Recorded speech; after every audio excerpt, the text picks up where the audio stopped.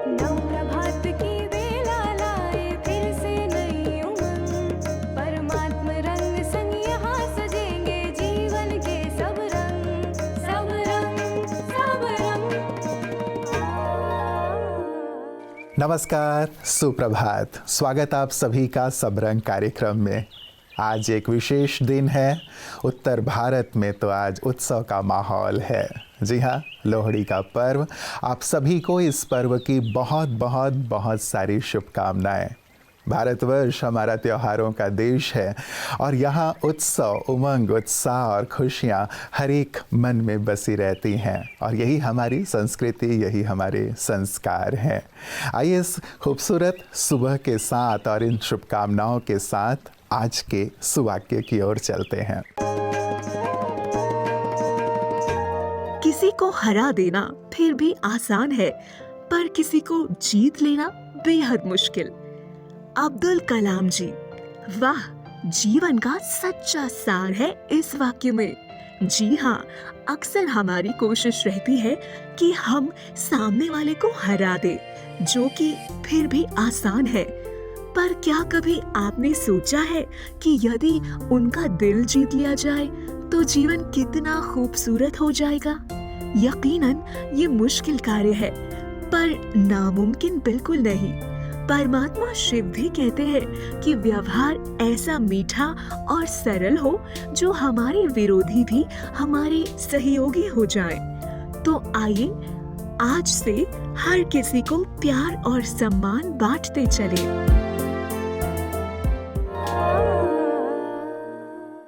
सुंदर सुवाक्य मित्रों कि किसी को हराना बहुत आसान, लेकिन किसी को जीत लेना बहुत बहुत कठिन।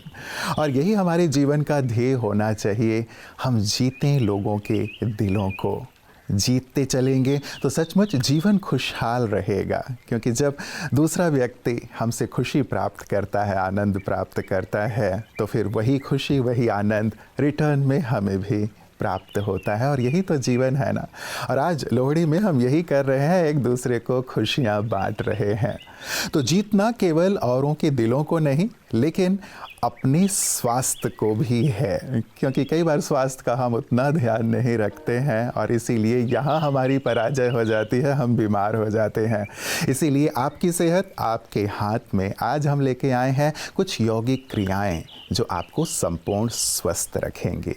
आइए देखते हैं। ओम शांति। स्वस्थ रहने के लिए कौन सी यौगिक क्रियाएं हम रोज कर सकते हैं? शुरुआत करते हैं शुद्धिकरण क्रिया से। शुद्धिकरण क्रिया में प्रक्षालन क्रिया, नेति, धौती, नौली और कपालभाति का समावेश है। कपालभाति एक ब्रीदिंग एक्सरसाइज है जिसे रोज हम 5 मिनट जरूर करें। इसके बाद प्राणायाम, नाड़ी शोधन प्राणायाम और ओमकार प्राणायाम रोज कर सकते हैं। इसके बाद वार्म अप एक्सरसाइज या तो सूक्ष्म व्यायाम जिसे कहते हैं, जिससे शरीर फ्लेक्सिबल रहता है और वार्म हो जाता है। और इसके बाद आसनों की शुरुआत करें। खड़े रहकर ताड़ासन या कटी चक्रासन, बैठकर चक्की आसन और वक्रासन, सीधा लेटकर चक्रिकासन, पवन मुक्तासन और उल्टा लेटकर भुजंगासन, मकरासन रोज कर सकते हैं। तो 20 मिनट लेटकर जो एक्सरसाइज है, खड़े रहकर, बैठकर और उल्टा लेटकर जो है, इसे 20 मिनट हमें जरूर देना है। लास्ट में शवासन। सुस्वास्थ्य के बाद आइए मित्रों चलते हैं अब हम स्पिरिचुअल इंडिया में एक ऐसे प्रदेश की ओर जो सत्ता, शक्ति, अध्ययन और संस्कृति के लिए विख्यात रहा है, जो महात्मा बुद्ध की कर्म भूमि रही है, जहां मगध साम्राज्य का एक सुंदर बोलबाला रहा और सारे विश्व में ये साम्राज्य मौर्य साम्राज्य के रूप में विख्यात रहा, जहां विश्व प्रसिद्ध नालंदा विश्वविद्यालय रहा, जहां विश्व भर के लोग अध्ययन के लिए आते रहे। जी हाँ, आपने सही पहचाना, मैं बिहार की बात कर रहा हूँ। आइए चलते हैं और आज के स्पिरिचुअल इंडिया में बिहार के दर्शन करते हैं।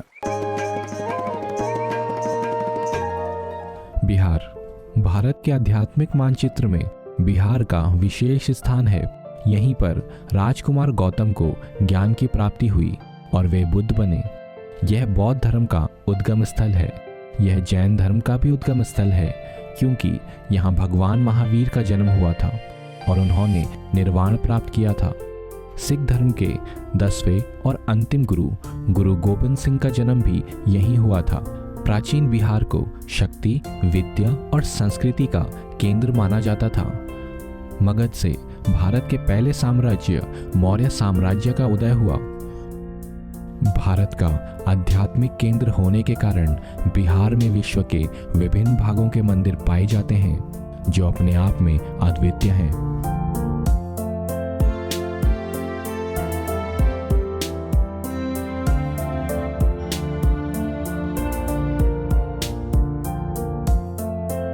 प्राचीन नालंदा महावीर मगध साम्राज्य के शासनकाल के दौरान दुनिया के सबसे बड़े शैक्षिक केंद्रों में गिने जाने वाला नालंदा महावीर भी बिहार में स्थित है।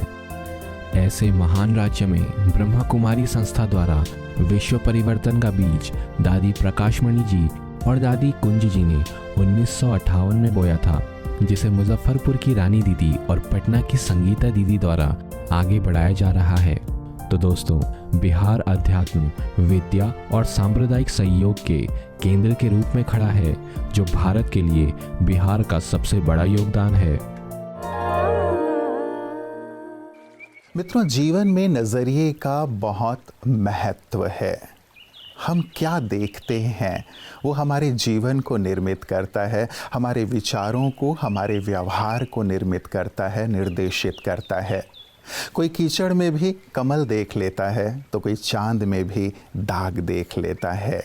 यदि आप बुराई में भी अच्छाई देखने की सुंदर दृष्टि रखते हैं तो जीवन खूबसूरती से भर जाता है। कुछ ऐसा ही सुंदर प्रसंग आज हम सबके साथ बांट रहे हैं प्रोफेसर राजीव शर्मा जी। आइए जरा ये भी सुने। सभी देखने सुनने वालों को प्रोफेसर राजीव शर्मा का नमस्कार। एक बार श्री कृष्ण पांडवों के साथ प्रातः भ्रमण पर जा रहे थे। रास्ते में एक मरा हुआ कुत्ता पड़ा था। कुत्ते की लाश से दुर्गंध आ रही थी। दुर्गंध और मरे हुए कुत्ते को देखकर पांडव नाक भौं सिकुड़ने लगे, अपनी नाक पर रुमाल रखने लगे। लेकिन श्री कृष्ण उस कुत्ते को देखकर मुस्कुराते रहे। धनंजय ने प्रश्न किया कि यशोदा नंदन, इस मृत कुत्ते को देखकर आप मुस्कुरा क्यों रहे हैं?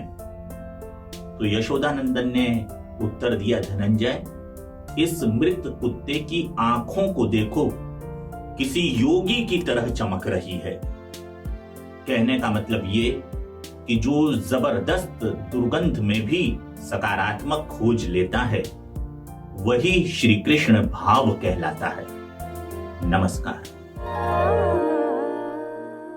मित्रों, जैसे मैंने प्रारंभ किया था, आज बहुत ही खुशी का दिन, लोहड़ी का पर्व है, जिसमें हम गुड़ से बनी मिठाइयाँ, तिल, मूंगफली, ये सारी चीज़ें एक दूसरे के साथ बांटते भी हैं और आग जलाकर सभी घर वाले, आस पड़ोस के सभी लोग मिलकर जश्न मनाते हैं, खुशियाँ मनाते हैं।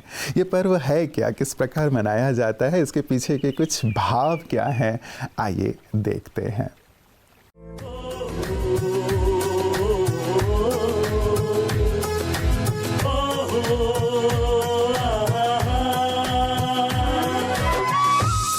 लोहड़ी का त्योहार खुशियों का त्योहार, भांगड़े, गिद्दे और गीतों का त्योहार, जिसे विशेष रूप से पूरे पंजाब में बड़ी ही धूमधाम से मनाया जाता है।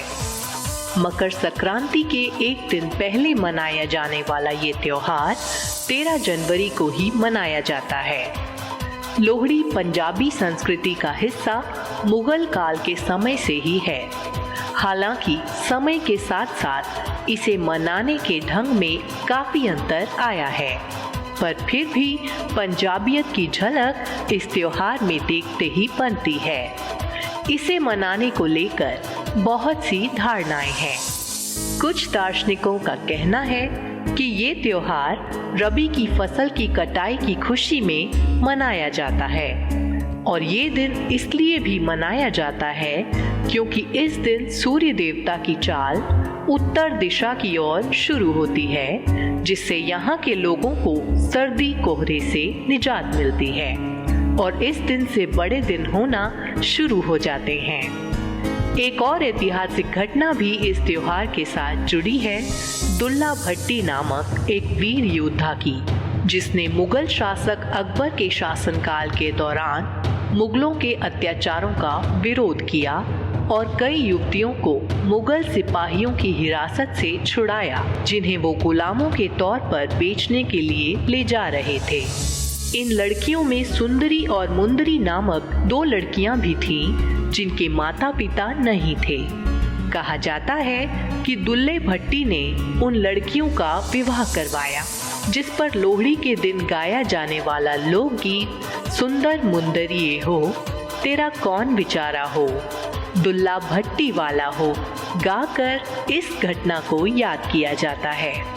लोहड़ी की रात लोग अपने गली मोहल्ले में आग जलाकर उसके पास बैठ पाला सेकते हैं। मूंगफली, रेवड़ियां, तिल और गज्जक आपस में बांटी जाती हैं।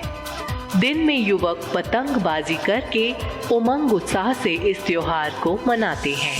पुराने नु साड़ दो, ਪੁਰਾਣੇ ਅਨੁਸਾਰ ਕਿ ਪੁਰਾਣੀਆਂ ਆਦਤਾਂ ਵੀ ਇਸੇ ਤਰ੍ਹਾਂ ਸਾੜ ਦਿਓ। ਅੱਛਾ। ਕਿ ਪੁਰਾਣੀਆਂ ਆਦਤਾਂ ਵੀ ਘਰ 'ਚ ਪਈਆਂ ਰਹੀਆਂ ਆਪਣੇ ਜੀਵਨ ਦੇ ਘਰ ਵਿੱਚ ਤੇ ਉਹ ਵੀ ਤੰਗ ਕਰਨਗੇ। ਜਿਸ ਤਰ੍ਹਾਂ ਪੁਰਾਣਾ ਸਮਾਨ ਕੱਢੋ ਨਾ, ਨਵਾਂ ਲਿਆਂਦੇ ਜਾਓ ਤੇ ਉਹ ਘਰ 'ਚ ਕਿੰਨਾ ਗੰਦ ਪੈ ਜਾਏਗਾ ਤੇ ਨਾਲੇ ਘਰ ਦੀ ਸ਼ੋਭਾ ਵੀ ਖਰਾਬ ਹੋਏਗੀ, ਕਾਕਰੋਚ ਆ ਜਾਣਗੇ, ਗੰਦਗੀ ਸੋਹਣੀ ਨਹੀਂ ਲੱਗਦੀ ਤੇ ਉਹ ਘਰ ਨੂੰ ਸਜਾਉਣ ਵਾਸਤੇ ਆਪਾਂ ਉਹ ਗੰਦ ਕੱਢਦੇ ਹਾਂ ਤੇ ਆਪਣੀ ਜ਼ਿੰਦਗੀ ਤੋਂ ਹੀ ਪੁਰਾਣੀਆਂ ਆਦਤਾਂ ਦਾ ਗੰਦ ਕੱਢ ਦੇਣਾ ਚਾਹੀਦਾ। ਗੁੱਸਾ ਕਰਨ ਦੀ ਆਦਤ ਹੈ, ਰੋਹ ਪਾਉਣ ਦੀ ਆਦਤ ਹੈ, ਜਿਹੜੀ ਸਾਨੂੰ ਤੰਗ ਕਰਦੀ ਹੈ, ਰਿਸ਼ਤਿਆਂ ਨੂੰ ਖਰਾਬ ਕਰਦੀ ਹੈ। ਅੱਜ ਦੇ ਲੋਹੜੀ ਦੇ ਦਿਨ ਸੱਚੋ ਕਿ ਇਹ ਬਾਲ ਦੇਣੀ ਆਪਾਂ। ओम शांति।